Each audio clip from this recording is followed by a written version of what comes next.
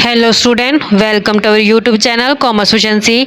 आज की क्लास में कवर करेंगे कंसेप्ट स्ट्रैटेजी और टैक्टिक्स में डिफरेंस क्या होता है। जो स्ट्रैटेजी होती है बच्चों, ये लॉन्ग रेंज ब्लूप्रिंट होता है। लॉन्ग रेंज ब्लूप्रिंट का मतलब क्या होता है कि इसमें एक ब्लूप्रिंट का मतलब होता है नक्शा तैयार किया जाता है कि ऑर्गेनाइजेशन को आने वाले टाइम में किस लेवल तक लेके जाना है। एक इमेज क्या, एक्सपेक्टेड इमेज क्या क्रिएट करनी है ऑर्गेनाइजेशन की, किस डेस्टिनेशन के ऊपर उसको लेके जाना है इन फ्यूचर के अंदर, कितना ग्रो अप करवाना है उस ऑर्गेनाइजेशन का, वो सारा स्ट्रैटेजी के अंदर पहले से तैयार किया जाता है। यानी कि फ्यूचर में कहाँ तक, किस लेवल तक ऑर्गेनाइजेशन को पहुंचाना है, वो सारा स्ट्रैटेजी के अंदर प्लान किया जाता है।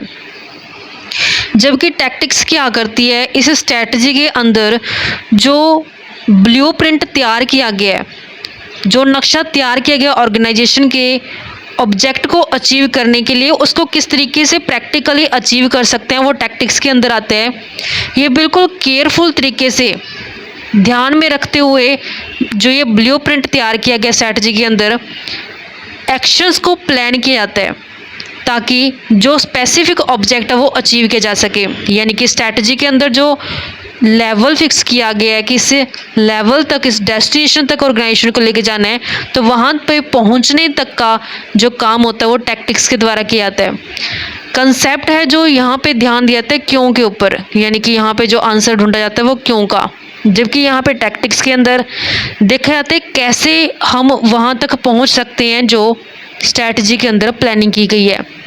व्हाट इज़ इट, ये क्या होता है, एक्शन को प्लान करते हैं स्ट्रैटेजी के अंदर, यानी कि प्लानिंग की जाती है। जबकि टैक्टिक्स के अंदर एक्शन किया जाता है, डूइंग वर्क को, काम को प्रैक्टिकली किया जाता है। जो फोकस करते हैं इसमें पर्पस के ऊपर फोकस किया जाता है कि पर्पस अचीव किया जा सके। जबकि टैक्टिक्स के अंदर टास्क के ऊपर ध्यान दिया जाता है, यानी कि काम के ऊपर ध्यान देता है ताकि इस पर्पस को अचीव कर पाए। फॉर्मुलेटेड बाय, ये टॉप लेवल मैनेजर द्वारा बनाई जाती है स्ट्रैटेजी। जबकि टैक्टिक्स जो होती है वो मिडल और लोअर लेवल मैनेजर द्वारा बनाई जाती हैं। फ्लेक्सिबिलिटी, यहाँ पे स्ट्रैटेजी लॉन्ग टर्म होती है, इस कारण से फ्लेक्सिबिलिटी कम पाई जाती है इसमें, क्योंकि लॉन्ग रन जब प्लानिंग की जाती है तो एकदम से अगर सिचुएशन चेंज होगी तो उसमें प्लानिंग में चेंज नहीं कर पाते, क्योंकि वो ऑलरेडी लॉन्ग टाइम तक की प्लानिंग की गई है। जबकि यहाँ पे हम छोटे छोटे स्टेप्स को करते हैं ताकि लॉन्ग रन का ऑब्जेक्ट जो हमारा अचीव हो जाए।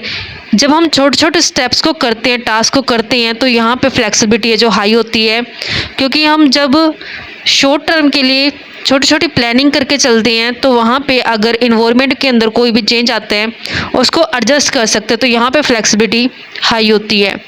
ओरिएंटेशन, ये फ्यूचर को लेकर के बनाई जाती है, क्योंकि फ्यूचर में ऑर्गेनाइजेशन को किस लेवल तक पहुँचाना है ये फोकस किया जाता है। जबकि ये प्रेजेंट कंडीशन के ऊपर ध्यान करती है कि एट प्रेजेंट क्या है, ताकि उसके ऊपर काम करके फ्यूचर में जो अचीव करना है ऑब्जेक्ट उसको प्राप्त किया जा सके।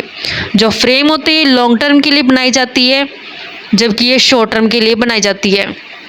स्केल, ये लार्ज स्केल पे बनाई जाती है, क्योंकि ओवरऑल जो ऑर्गेनाइजेशन होती है उसको कंसीडर करके बनाई जाती है, लार्ज स्केल पे होते हैं। जबकि ये छोटे छोटे टास्क को कैसे परफॉर्म करना है ताकि जो लॉन्ग रन ऑब्जेक्ट अचीव हो जाए, स्मॉलर स्केल के ऊपर काम करती है। अप्रोच जो होती है प्रोएक्टिव और फोकस करती है फ्यूचर के। प्रोएक्टिव यानी कि आने वाले टाइम में किस तरीके से हम अचीव कर सकते हैं, अपने आप को बेटर बना सकते हैं, ऑर्गेनाइजेशन को एक अच्छे लेवल पे लेके जा सकते हैं, उसके ऊपर ध्यान देती है। जबकि ये रिएक्टिव होती है, यानी कि छोटे छोटे स्टेप्स करते जाते हैं, उसमें अकॉर्डिंग टू रिक्वायरमेंट चेंजेस करते जाते हैं, तो ये रिएक्टिव होती है।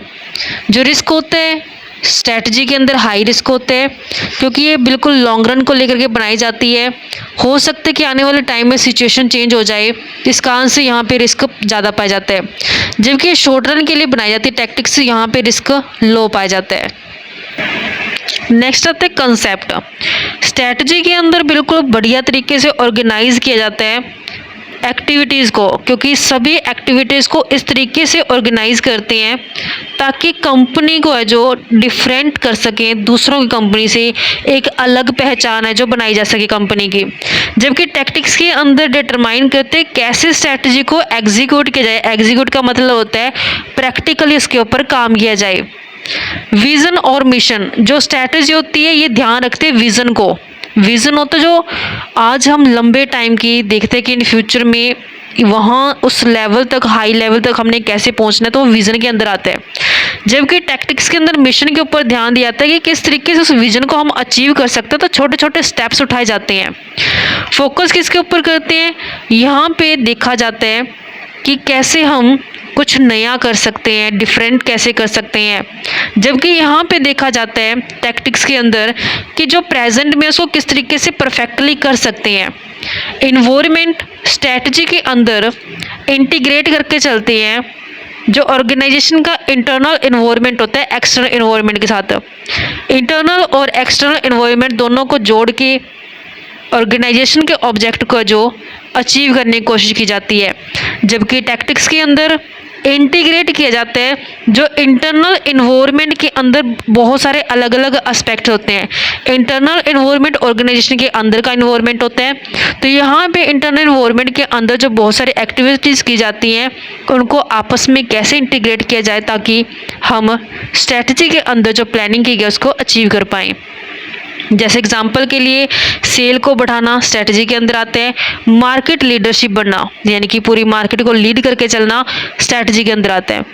वहीं टैक्टिक्स के अंदर एफिशिएंट मीन्स ऑफ वर्किंग की किस तरीके से बढ़िया काम कर सकते हैं।